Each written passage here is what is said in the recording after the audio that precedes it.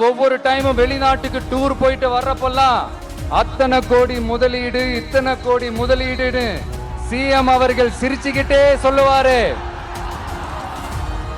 CM sir மனசை தொட்டு சொல்லுங்க,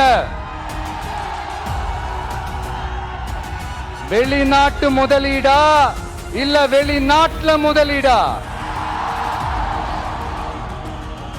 ஒட்டுமொத்த தமிழ்நாட்டுக்கும் முதலீடா இல்ல உங்க குடும்பத்தோட முதலீடு வெளிநாட்டுக்கு போகுதா? உண்மையில மேற்கொண்ட வெளிநாட்டு பயண அனுபவங்களை பத்தி சொல்ல முடியுமா? தொழில் முதலீட்டாளர்களிடம் தமிழ்நாடு பத்தின பார்வை எப்படி இருக்கு?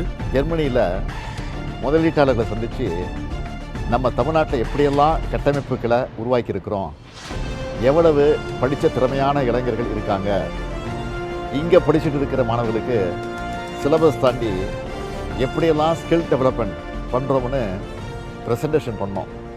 அதை பார்த்தவங்க தமிழ்நாட்டை பற்றி வியந்து பேசினாங்க.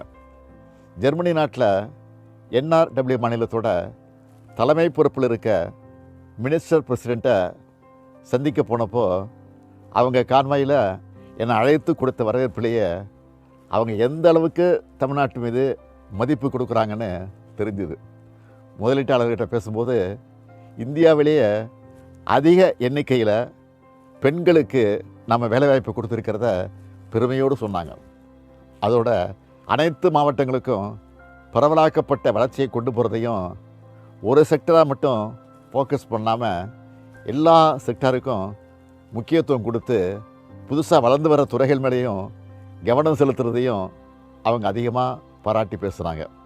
தமிழ்நாட்டில் பல்வேறு பகுதிகளில் முதலீடு செய்ய ஆர்வமாக இருக்காங்க. இந்த மாற்றத்தையும் வளர்ச்சியும் அடுத்த கட்டத்துக்கு எடுத்துகிட்டு போகணும்னு நான் விரும்புகிறேன். அதுக்கான தொலைநோக்கு திட்டங்களை தான் இப்போது திராவிட மாடல் அரசில் செயல்படுத்திக்கிட்டு இருக்கோம்.